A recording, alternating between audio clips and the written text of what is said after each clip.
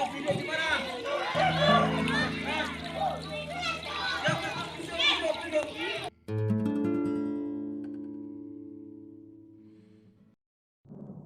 beriak tak dalam, air tenang seperti berlian. Izinkan saya mengucapkan salam kepada hadirin sekalian. Assalamualaikum warahmatullahi wabarakatuh. Alhamdulillahirabbil alamin wa bihi nasta'in wa la umriyatun yawadin wa la hawla wa la quwwata illa billahil aliyyil azim. Amma ba'du.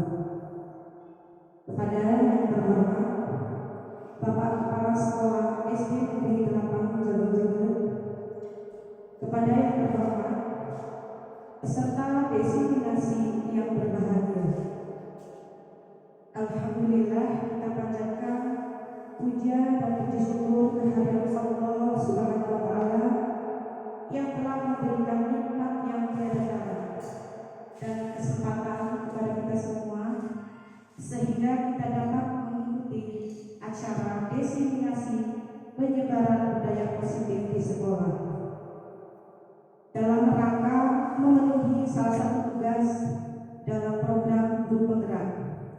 Bersama saya Mujiza Fitri, calon guru penggerak angkatan 9 Kabupaten Aceh Tengah. Bapak Ibu yang berbahagia, untuk memulai acara pada hari ini, agar acara ini dapat memberikan manfaat kepada kita semua, marilah acara ini kita buka dengan bacaan basmalah bersama. Bismillahirrahmanirrahim. Acara selanjutnya yaitu pembacaan ayat suci Al-Quran yang akan dibawakan oleh saya sendiri.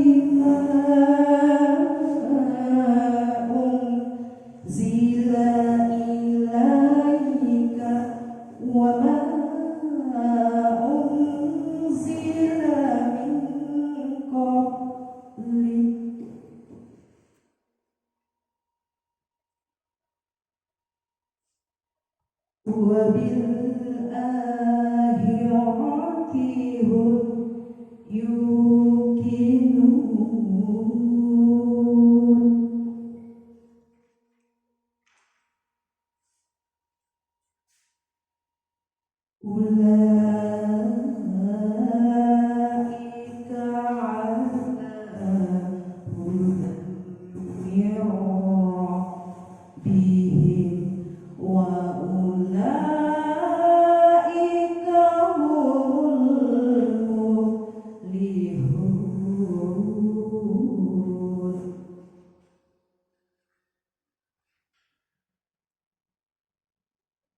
إن الذين كفروا سواء عليهم أأنذرتهم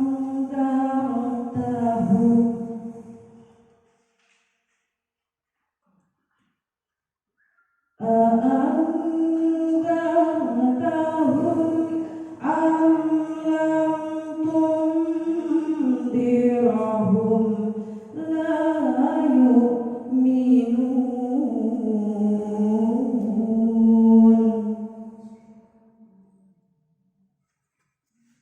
ختم الله على قلوبهم وعلى سمعهم وعلى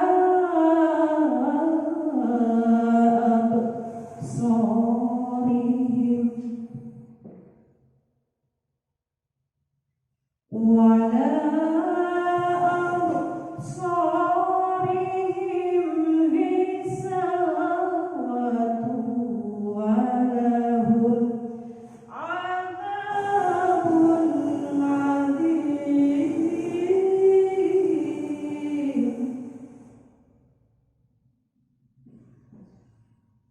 ومن الناس من يقول آمنا بالله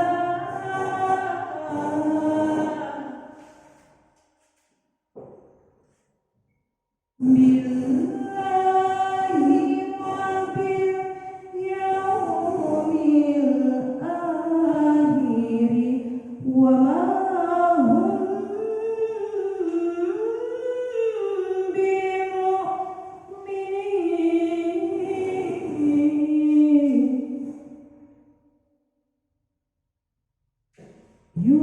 يخادعون الله والذين آمنوا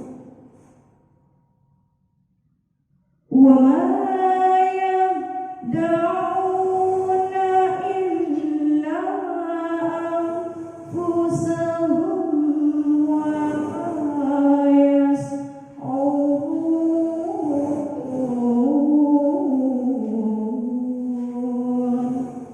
Sadaqallahul Adzim. Terima kasih.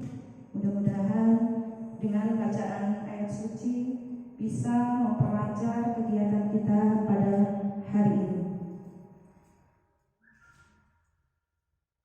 Baik, Bapak Ibu, untuk acara selanjutnya yaitu sambutan kepala sekolah yang akan disampaikan oleh Bapak Hamdan SPD. Kepadanya kami persilakan.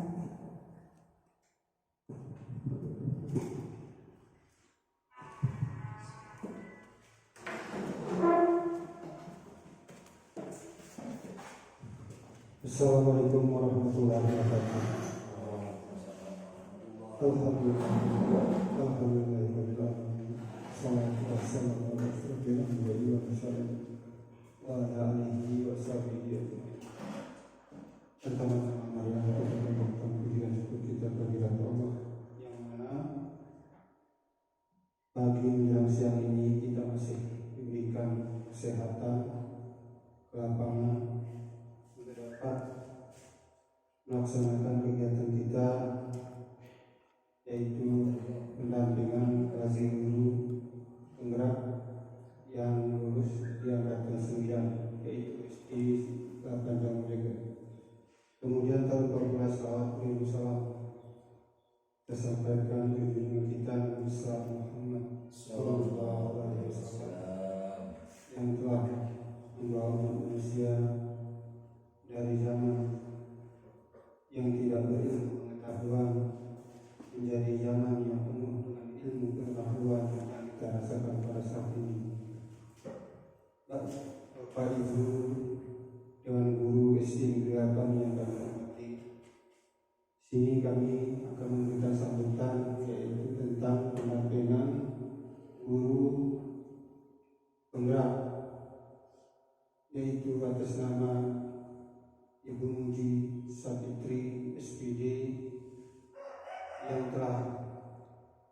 lulus menjadi guru penggerak pada angkatan 9. Mungkin di sini kami sebagai kepala sekolah sangat mengucapkan selamat kepada Ibu Mujizat Fitri yang telah mengikuti kegiatan demi kegiatan yang tujuannya untuk mendukung program pemerintah agar pendidikan kedepannya nanti bisa menjadi lebih baik. Ini yang kita harapkan, apapun yang Ibu dapatkan dari hasil pelatihan ataupun yang selama ini Ibu ikuti mungkin bisa bermanfaat ataupun bisa ditularkan kepada kawan-kawan ataupun teman-teman sejawat. Marilah kita kembangkan agar sekolah kita ini bisa bersaing dengan sekolah yang ada di Kabupaten Aceh Tengah. Mungkin ini saja sebagai sambutan kami akhiri. Assalamualaikum warahmatullahi wabarakatuh. Waalaikumsalam warahmatullahi wabarakatuh. Baik, terima kasih atas sambutan dari Bapak Kepala Sekolah. Oke, baik Bapak Ibu, masih semangat nggak Bapak Ibu? Masih. Oke, baik. Untuk menambah lebih semangat lagi ya, kita speaking sebentar mungkin ya Bapak Ibu ya. Mohon untuk berdiri sebentar Bapak Ibu. Seperti yang sudah kita perkenalkan juga sama anak-anak kita di sekolah kita, speaking kali ini kita menyanyikan lagu Belajar Pancasila ya Bapak Ibu ya. Kalau yang dapat dengan gerakannya, boleh juga dengan gerakannya. Bisa dimulai Bapak Ibu? Baik, 1, 2, 3. Belajar Pancasila, beriman dan bertakwa pada Tuhan yang Esa dan berakhlak mulia, berkebinekaan global, gotong royong mandiri, kreatif dan bernalar kritis. Oke, baik, terima kasih Bapak Ibu, dipersilakan untuk duduk kembali.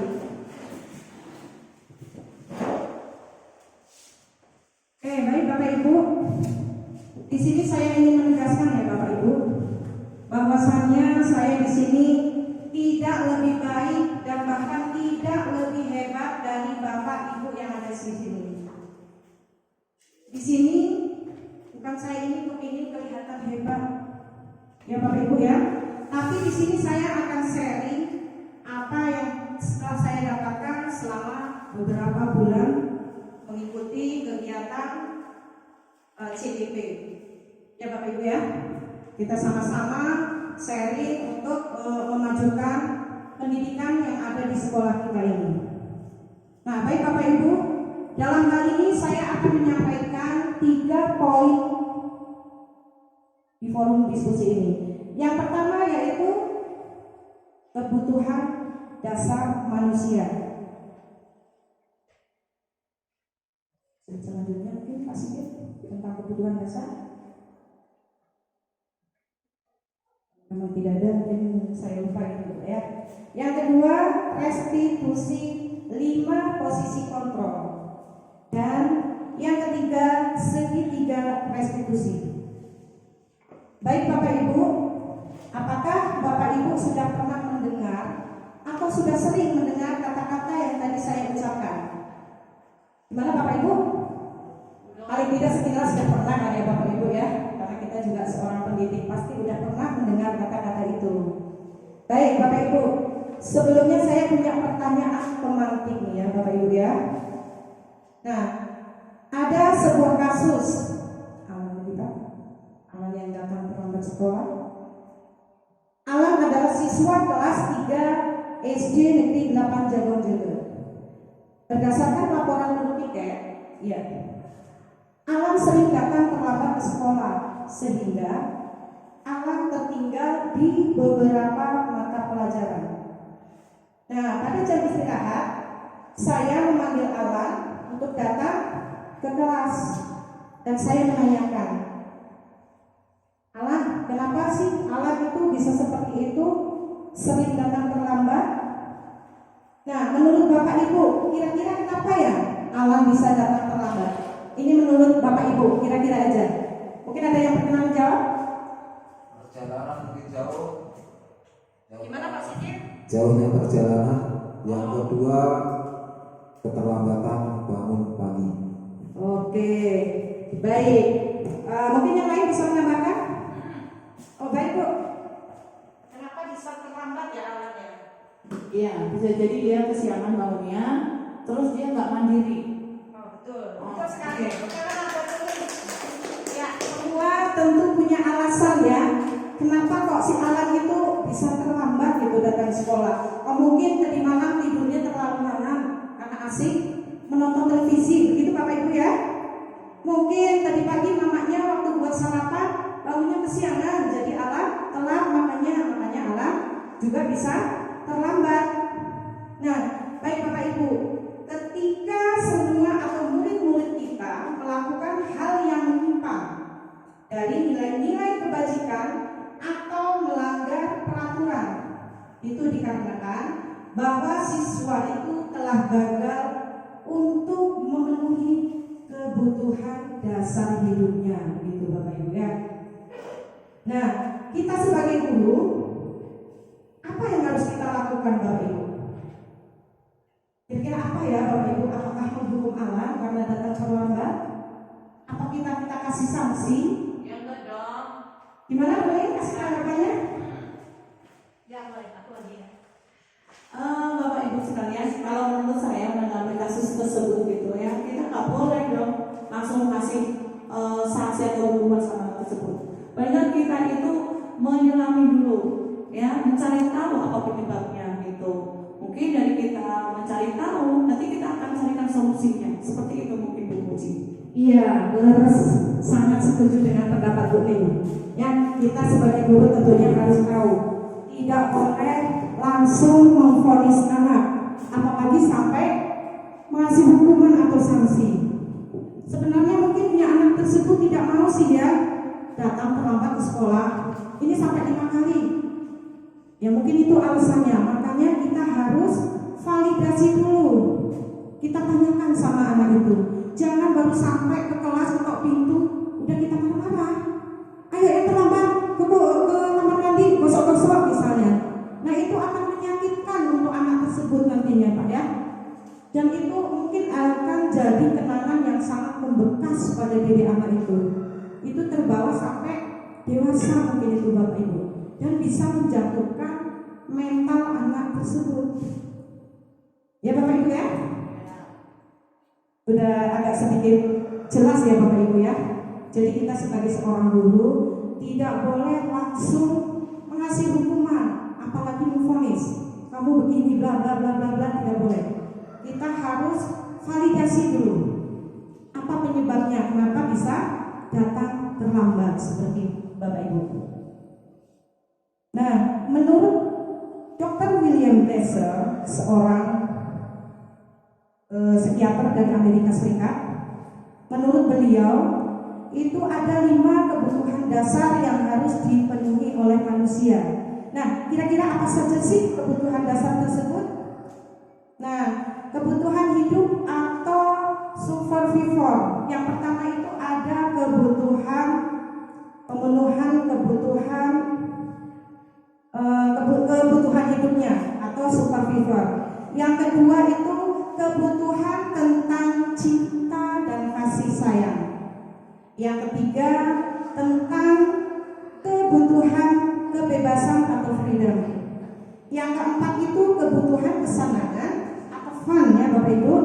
Dan yang kelima itu kebutuhan penguasaan. Nah, menurut filosofi Ki Hajar Dewantara, itu kita tidak asing ya dengan Bapak Pendidikan Nasional kita, bahwa seorang guru itu diibaratkan sebagai seorang petani. Betul Bapak Ibu ya?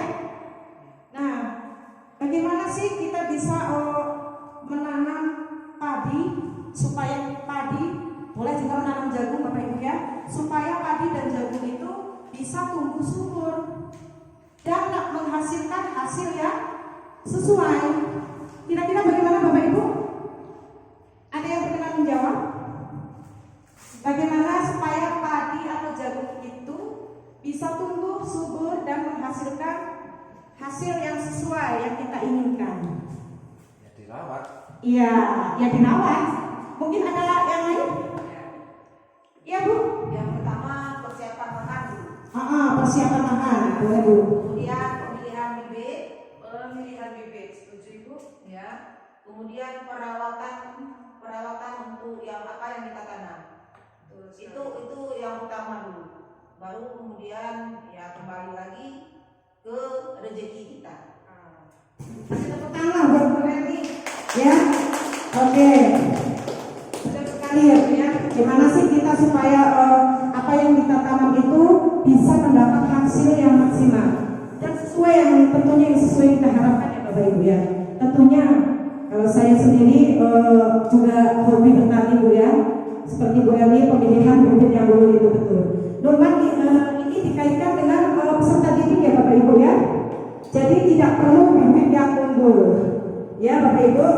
Nah, jadi bagaimana cara kita merawat supaya anak itu bisa tumbuh dan nantinya mempunyai karakter yang baik di rumah, di sekolah, ataupun di lingkungan masyarakat seperti itu Bapak Ibu.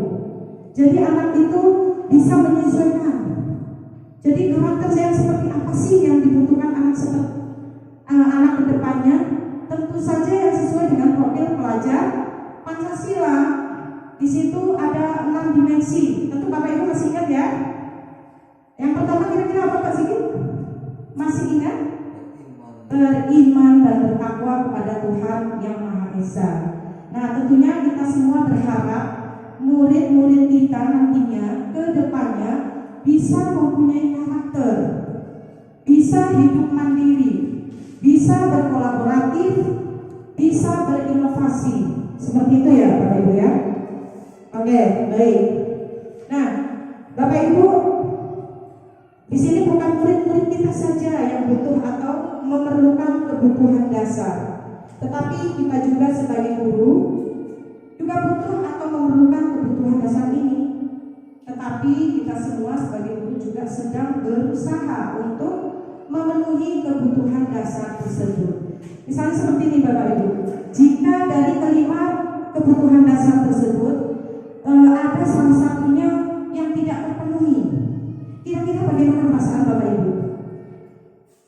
Ada yang berkenan menjawab? Kira-kira bagaimana perasaan Bapak Ibu?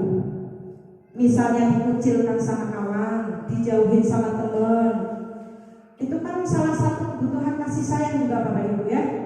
Menurut Bapak bagaimana perasaannya? Ada yang berkenan menjawab mungkin? Kecewa, yang pasti kecewa, betul sekali. Rasanya kita itu seperti tidak dianggap, tidak dihargai, seperti itu ya Bapak Ibu ya. Nah, Bapak Ibu, kita akan bahas satu persatu tentang 5 kebutuhan dasar tadi Bapak Ibu ya. Nah, yang pertama itu kebutuhan bertahan hidup atau survival itu meliputi kebutuhan biologis. Bisa contohnya kebutuhan sandang, papan, ya, dan pangan. Nah, yang bersifat fisiologis yaitu untuk bertahan hidup. Misalnya kesehatan, rumah, dan makanan. Itu tentang kebutuhan bertahan hidup. Nah, yang kedua itu kebutuhan cinta dan kasih sayang.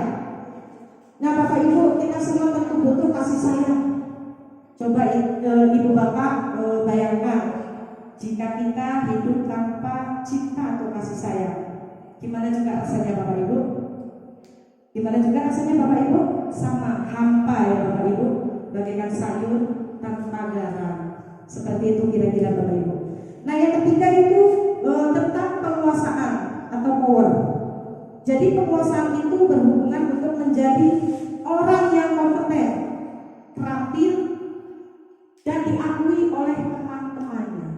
Sebenarnya kita juga sebagai seorang dewasa, bukan hanya anak-anak, kita itu seringnya manusiawi ya, ingin dipuji, ingin dihargai, itu sifatnya manusiawi. Bukan karena ingin apa-apa. Jadi apa yang sudah kita lakukan itu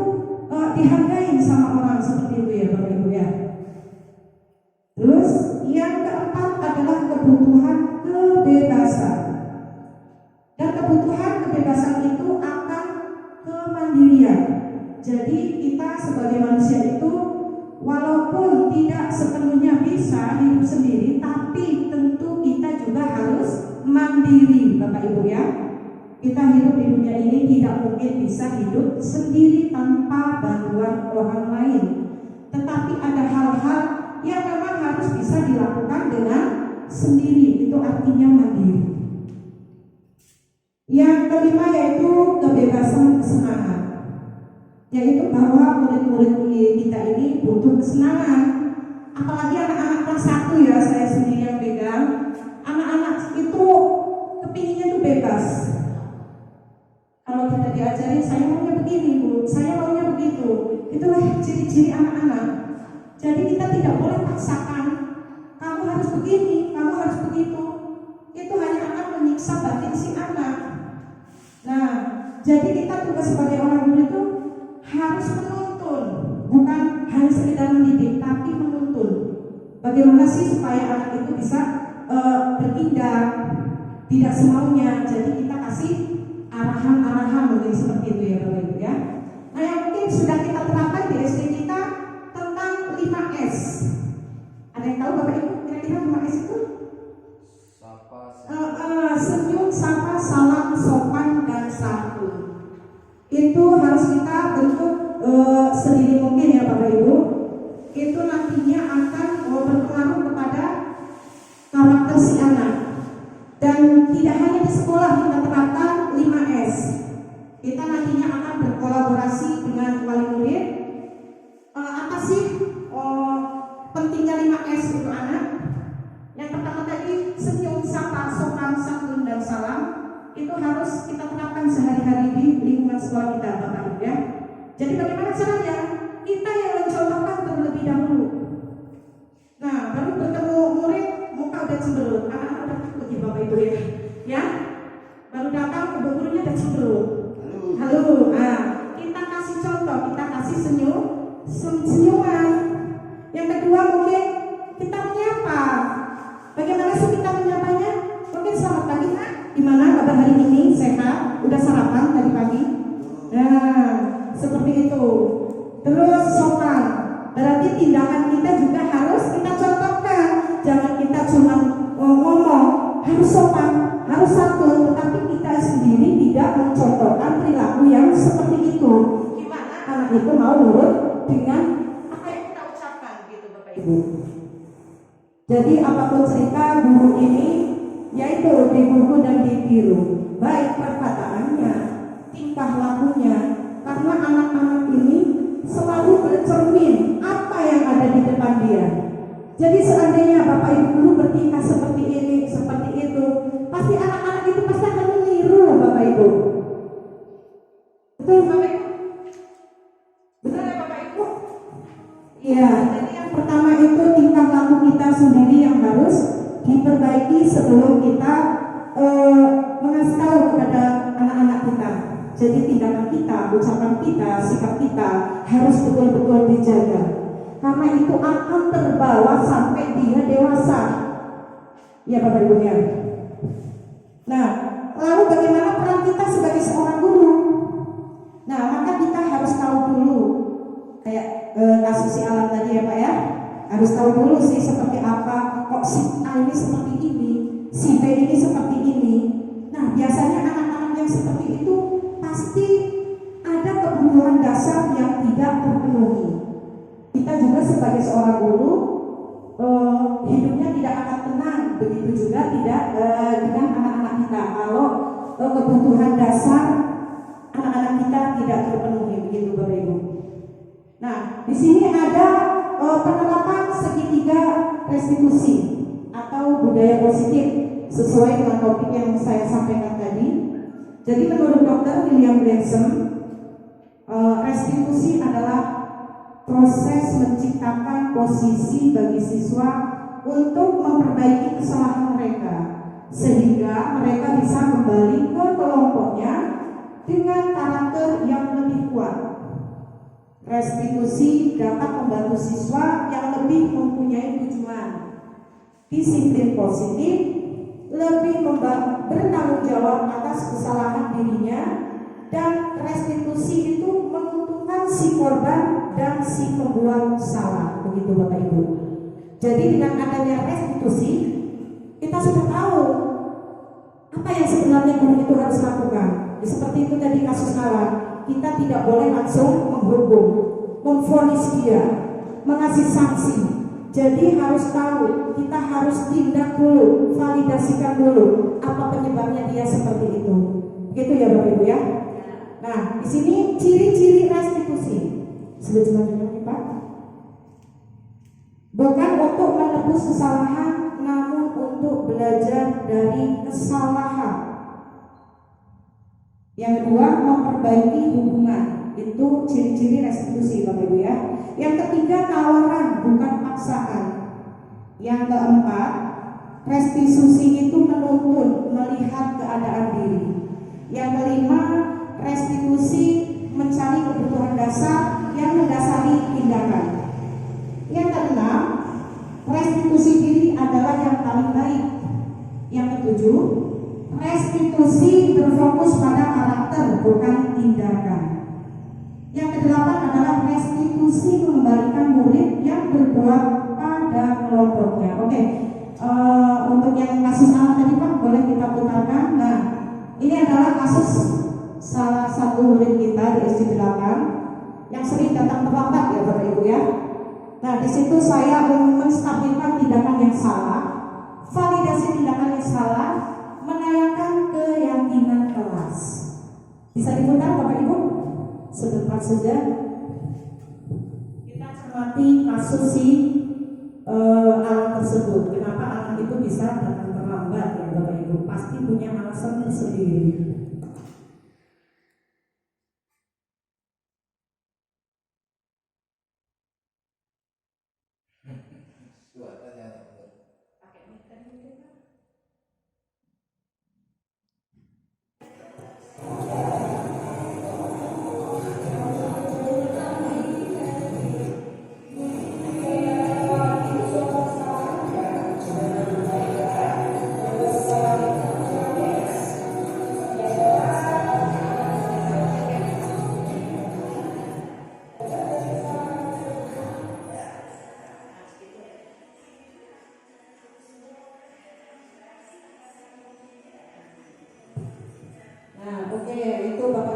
Salah satu kasus segitiga restitusi untuk menangani kasus tersebut. Jadi kita sebagai guru tidak boleh langsung memvonis, mengasih hukuman, kasih sanksi ya Bapak Ibu. Nanti akan jadi luka yang membekas pada hati anak tersebut. Nah, mungkin dari awal hingga akhir pemaparan saya tadi Bapak Ibu ya, ada yang kurang paham atau kurang dimengerti, lain waktu kita bisa sharing-sharing lagi ya tentunya Bapak Ibu ya. Mungkin saya pertegas sekali lagi, di sini bukan saya ingin merasa hebat Bapak Ibu ya. Di sini hanya tuntutan guru penggerak itu harus menyampaikan apa ilmu yang sudah didapat dan ditularkan kepada kawan-kawan rekan sejawat yang ada di sekolah, yang nantinya bisa untuk memajukan pendidikan anak-anak kita di sekolah dan membentuk karakter peserta didik kita menjadi peserta didik yang berprofil Pancasila, dan tidak hanya di lingkungan sekolah, tetapi nanti akan berdampak di mana dia tinggal atau di lingkungan masyarakat, begitu Bapak Ibu ya. Jadi untuk penerapan disiplin positif ini tentunya saya tidak bisa berdiri sendiri. Saya perlu bantuan dari Bapak Ibu atau rekan-rekan semua. Mari kita bergandengan tangan, saling berkolaborasi untuk mewujudkan peserta didik kita mempunyai karakter yang baik Bapak Ibu, seperti itu ya. Jadi mohon dukungannya dari semuanya, kita bekerja sama, saling berkolaborasi untuk mewujudkan budaya positif tersebut. Mungkin demikian pemaparan dari saya dari awal hingga akhir. Mungkin banyak kata-kata yang berkenan atau menyinggung Bapak Ibu semua. Saya minta maaf maaf ya Bapak Ibu. Akhir kalam, wabillahi taufiq wal hidayah. Assalamualaikum